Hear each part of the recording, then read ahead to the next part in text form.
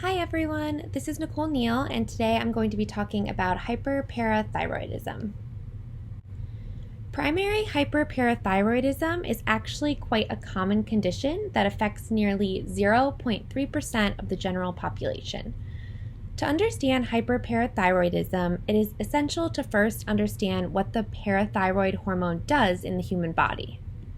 In the body, the parathyroid hormone is the chief regulator of calcium homeostasis.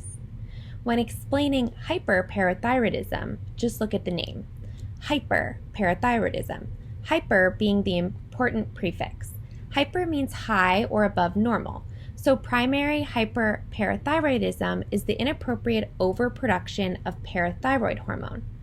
Since we just discussed that the parathyroid hormone is the main regulator of calcium in the body, it can then be understood easily that hyperparathyroidism presents with hypercalcemia due to an excessive amount of the hormone.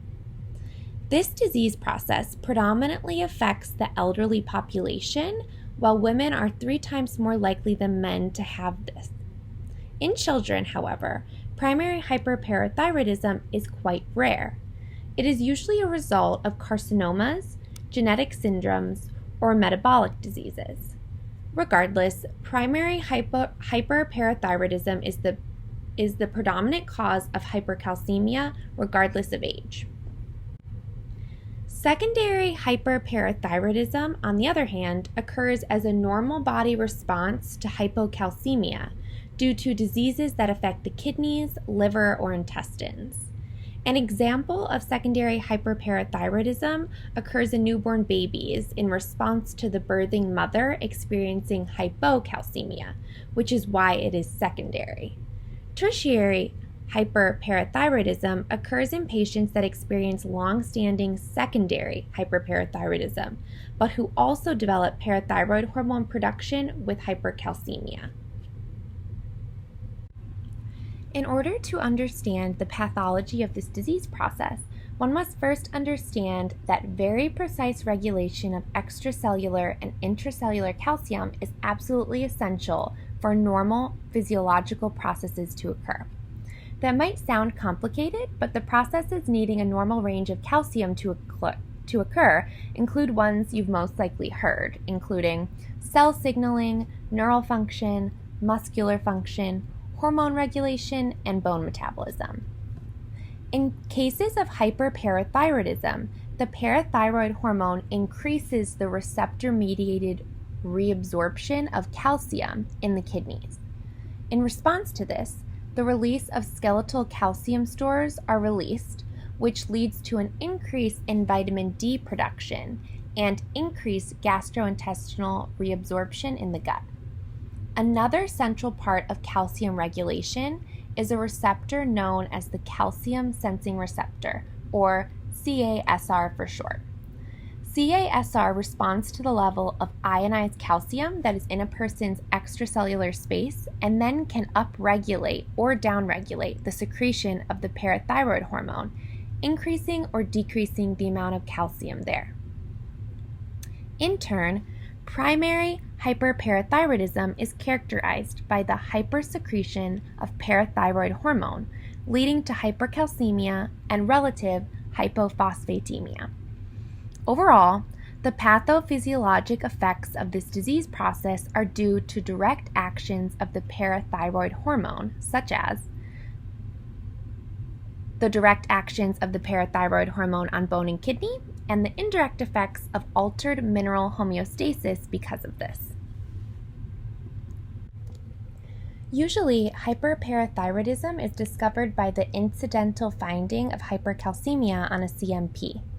However, the most common of all symptoms, nephrolithiasis, which results in kidney stones, occurs in 15 to 20% of patients newly diagnosed with hyperparathyroidism.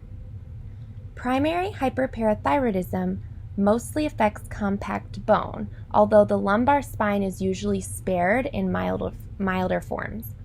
Additionally, further studies have shown that patients with this disease process can develop vertebral osteopenia, which would likely improve with treatment of a parathyroidectomy.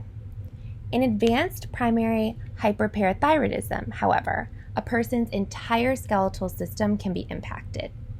A cohort study of patients from the Mayo Clinic actually found that the risk of fractures in all areas except for the hips is increased.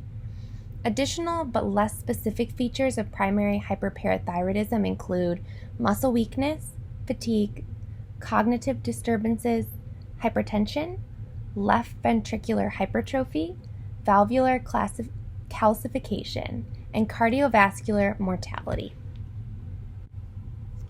Primary and tertiary care provided by advanced practice nurses is an opportunity for the provider to recognize the symptoms or signs of possible hyperparathyroidism in their patients, sometimes when these patients are even there for other concerns or reasons.